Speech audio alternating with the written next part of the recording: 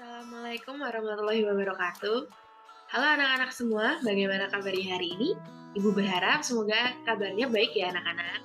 Sebelum memulai pembelajaran hari ini, Ibu izin memperkenalkan diri terlebih dahulu. Perkenalkan, nama Ibu Merisa Artanova. Di sini Ibu hendak menyampaikan materi pada mata pelajaran dasar-dasar desain pemodelan dan informasi bangunan dengan pembahasan menggambar garis, huruf, dan angka serta simbol. Hari ini, Ibu meminta anak-anak untuk menganalisis gambar berikut ini. Jika anak-anak melihat gambar ini, apa yang ada di pikiran anak-anak semua? Pasti anak-anak akan berpikir, wah di sini ada tulisannya nih, wah di sini ada angka-angkanya, di sini juga ada garis-garis untuk ukuran, kemudian ada gambar kursi, meja, kasur, toilet, dan lain sebagainya. Anak-anak juga pasti belum tahu ya, ini tuh ada lengkung-lengkung itu gambar apa, terus garis-garis ini yang tebal-tebal itu apa. Pasti anak-anak bingung kan ya? Nah, di sini Ibu akan membahas mengenai penggambaran itu. Jadi, pada gambar teknik sendiri, kita akan mempelajari tentang elemen gambar. Pada denah ini, kita menemukan terdapat garis-garis dan juga beberapa titik, huruf, dan angka. Garis-garis tersebut dikombinasikan ke dalam ketebalan, ketipisan, hingga terbentuklah sebuah gambar. Nah, sebelum memulai ke materi yang lebih dalam, kita bisa menggunakan elemen-elemen gambar tadi seperti gambar, garis, titik, dan lain sebagainya untuk menghasilkan sebuah denah. Dan elemen-elemen tersebut adalah sebagai berikut. Yang pertama, ada titik. Titik merupakan bentuk elemen terkecil dari sebuah gambar. Titik terletak pada semua bidang yang bergambar, dan titik inilah terbentuk dari bermacam-macam penampilan struktur. Pasti anak-anak sudah tahu ya, titik itu seperti apa, dan sudah sering menggunakan. Jadi titik itu seperti ini ya kan anak. Nah, seperti itu namanya titik, ini titik, titik, seperti itu. Nah, kemudian yang selanjutnya adalah elemen garis. Elemen garis sendiri merupakan hasil dari berjuta-juta titik yang bersambung. Garis dapat berupa bentuk lurus, lengkung, patah, putus-putus, dan juga garis itu dapat digabungkan, dipisah, dibagi-bagi, dan dibatasi. Garis lurus dapat ditempatkan secara vertikal, horizontal, ataupun diagonal. Dalam arsitektur, garis dapat berbentuk panjang, pendek, rapat, jarang, tebal, tipis, lebar, dan tumbuh atau tipis tebal. Nah, untuk garis sendiri juga anak-anak pasti sudah sering ya menggunakan. Nah, di sini garis itu pergabungan antara titik-titik. Jadi titik ini digabung secara rapat akan membentuk seperti garis. Nah, di gambar teknik sendiri, garis itu ada bermacam-macam anak-anak. Ada garis biasa, garis tipis, garis lengkung, ada yang garis strip titik. Nah, di sini nanti Ibu akan membahasnya lebih lanjut lagi. Jadi anak-anak tetap menyimak ya video berikut ini.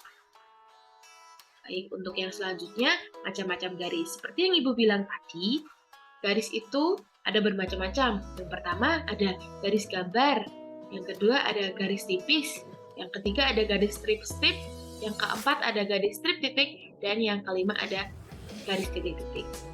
Nah, Ibu akan menjelaskan nih dari kelima garis macam-macam garis ini. Ibu hapus terlebih dahulu ya anak-anak. Nah, tadi yang pertama itu kan ada garis gambar. Garis gambar itu seperti yang ada pada gambar denah yang awal tadi kita lihat. Garis gambar berupa garis yang tajam dan jelas yang harus terlihat oleh objek benda. Jadi, garisnya itu bentuknya seperti ini, lurus kontinus. Seperti itu anak-anak. Ini tadi namanya garis tipis ya, garis gambar, maaf. Garis gambar.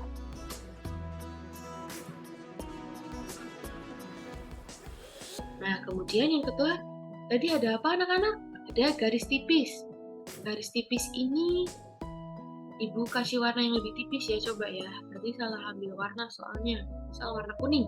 Garis tipis ini bentuknya sama seperti garis gambar, cuman dia memiliki ketebalan 1/4 dari garis gambar. Jadi, penggambaran garis tipis ini harus lebih tipis dari si garis gambar. Karena nantinya si garis tipis ini biasanya dipakai untuk seperti arsiran, kemudian penggunaan komponen-komponen tambahan, kemudian garis ukuran, garis bantu, garis proyeksi, seperti itu. Nah, kemudian tadi yang ketiga ada garis apa lagi anak-anak? Ada garis strip atau biasa dikenal garis putus-putus. Pasti anak-anak juga udah tahu ya garis strip-strip itu kayak gimana. Garis strip-strip itu gini anak-anak. Nah, strip-strip seperti ini. Terus untuk ketebalannya sendiri dia itu setengahnya dari garis gambar. Ini setengah garis gambar, yang ini tadi berapa anak-anak? 1/4 dari garis gambar. Nah, kemudian garis strip-strip atau putus-putus ini digunakan untuk garis tidak nampak, biasanya di belakang objek, atau garis batas tepi. Misal anak-anak bikin kubus nih, kubus gini kan. Bikin kubus. Nah, yang kelihatan kan pasti ini doang ya, yang sini aja. Nah, yang dalam sini tuh dikasih garis putus-putus karena dia tidak nampak. Seperti itu anak-anak. Semoga anak-anak paham ya. Jadi, lanjutkan. Untuk yang gambar selanjutnya yaitu ada garis strip titik strip. Pasti anak-anak baru tahu nih garis strip titik strip itu garis seperti apa, Bu? Gitu ya. Garis strip titik strip itu seperti ini anak-anak. Strip titik strip titik strip titik strip titik strip. Maaf ya, garisnya agak lurus ini. Nah, garis strip titik ini ketebalannya dibuat setebal 3/4 dari garis gambar. Kemudian kegunaannya dari garis strip titik ini adalah untuk garis sumbu seperti menyatakan tempat irisan atau batas potongan. Nah, kemudian yang terakhir ada garis titik-titik. Nah, tadi kita udah bahas titik-titik-titik itu, Bu. Katanya titik-titik itu jadi garis, kok ini ada garis titik-titik. Nah, jadi di sini tuh ada garis titik-titik anak-anak. Garis titik-titik tuh ya isinya titik-titik gitu, titik-titik yang membentuk satu garis, tapi dia memiliki kerapatan yang konsisten ya. Nah, anak ini Ibu gambarnya agak nggak konsisten kerapatannya. Dan juga ketebalannya itu sama kayak garis tipis, yaitu berapa? 1/4. Nah, untuk fungsinya sendiri dari garis titik-titik itu adalah menyatakan bangunan yang akan dibongkar dan lainnya. Nah, jadi semisal nih, kita punya rumah, ini anggap saja rumah. Di sini ada kamar. Nah, kamar ini tuh kita mau renovasi, mau bongkar. Di sini kita pakailah garis garis titik-titik tadi. Jadi, untuk menandakan, oh sini loh areanya yang mau dibongkar tuh daerah sini. Biar tukangnya itu nggak salah ngebongkar. Nanti semisal nggak kita kasih tanda pakai garis titik-titik, kita pakainya garis gambar nih, tukangnya bingung. Lah, ini kan mau dibongkar, tapi kok yang dikasih dikasih simbolnya kok garis gambar, bukan garis titik-titik. Apakah benar? Nah, seperti itu anak-anak. Jadi fungsi garis-garis gambar ini, garis-garis ini tuh untuk mengkomunikasikan gambar. Jadi agar tidak terjadi miskomunikasi antara tukang dan juga arsiteknya, seperti itu. Baik, semoga sampai sini anak-anak paham ya terhadap penjelasan Ibu. Kemudian kita lanjut ke materi selanjutnya anak-anak. Dan selanjutnya itu ada huruf dan angka.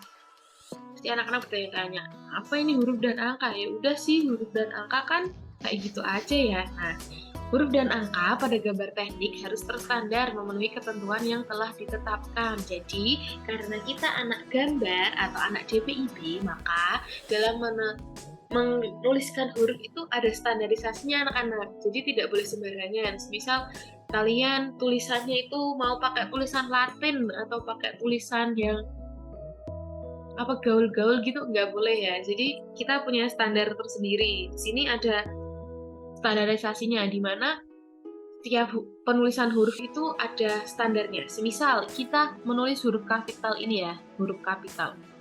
Huruf kapital ini ada ukurannya seperti ini. Nah, hanya sendiri itu untuk huruf kapital ukurannya adalah 10/10 dari H.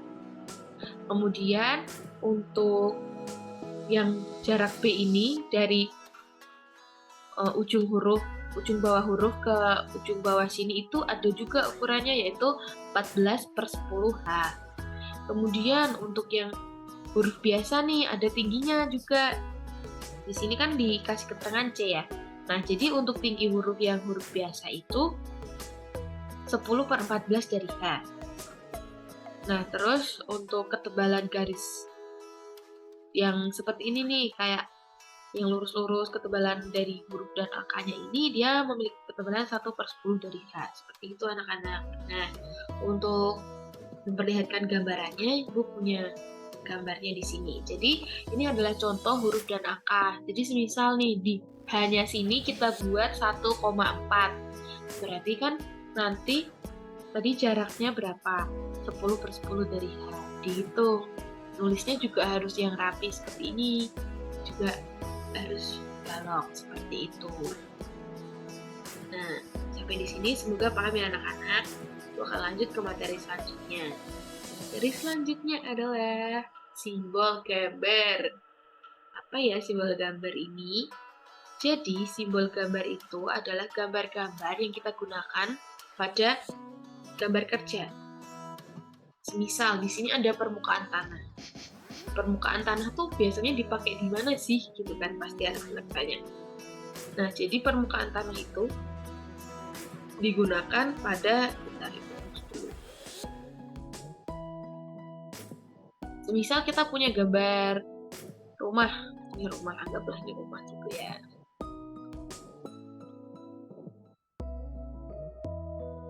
Itu pasti kayak anak-anak kalau gambar SD atau TK, Ibu kasih contohnya yang biasa-biasa dulu aja, karena kita masih awalan ya. Nah, di sini tuh ada lahan kosong. Ini tuh dikasih simbol tanah situ bisa. Ini untuk penggambarannya. Nah, atau simbol tanah ini juga bisa digunakan untuk di penggambaran detail fondasi. Kan ada fondasi, galian fondasinya ya. Nah, ini galiannya. Untuk kasih tahu oh ini tuh sini tuh tanah gitu, nggak usah ditulisin ini tanah gitu, nggak usah, cukup dikasih simbol-simbol aja. Jadi fungsi simbol-simbol gambar ini adalah mempermudah kita dalam memberitahu atau mengkomunikasikan gambar itu tuh sebenarnya ada terang ini bentuknya silang-silang seperti ini, dia digunakan untuk simbol dinding yang kedap air. Kemudian ada serat kayu memanjang, kalau tadi kan melintang bentuknya abstrak gini, nah yang ini melintang itu lebih ke garis-garis gitu. Kemudian ada beton ini pakai kayak segitiga titik seperti itu. Kemudian selanjutnya ada juga lambang atau simbol plesteran, dia cuma kayak lengkung-lengkung gini anak-anak. Terus kemudian ada simbol kaca, bisa pakai garis-garis gini atau cuma 3 garis seperti ini. Selanjutnya lagi ada simbol lantai kerja. Simbol lantai kerja ini lurus-lurus seperti itu. Ini biasanya untuk menggambarkan area itu tuh dicor beton seperti itu. Kemudian ada simbol triplek pakainya garis 3 dan miring. Nah, kemudian ini batu tempel atau batu hias. Bedanya apa sih Bu sama yang batu kali? Bisa dilihat bentuknya yang ini lebih artistik gitu ya, terus lebih terstruktur. Jadi ini tuh batu tempel atau batu hias itu biasanya dipakai untuk di fasad rumah seperti itu. Kemudian yang terakhir ada lantai kerja, batu kali atau ansamping. Nah, ini tuh biasanya nanti kalau anak-anak belajar tentang penggambaran fondasi, detail fondasi itu nanti ini akan digunakan seperti itu. Nah, semoga anak-anak paham untuk materi hari ini dan Ibu memiliki penugasan untuk anak-anak semua, yaitu Ibu meminta anak-anak menggambar macam-macam garis dan simbol pada kertas A3 sesuai dengan ketentuan yang sudah dijelaskan tadi. Nah, mungkin untuk pembelajaran hari ini Ibu cukupkan sekian. Apabila dalam penyampaian materi masih banyak kesalahan atau kurang bisa dipahami, nanti anak-anak bisa bertanya kepada ibu ya. Dan juga apabila terdapat tutur kata yang kurang berkenan di hati anak-anak semua,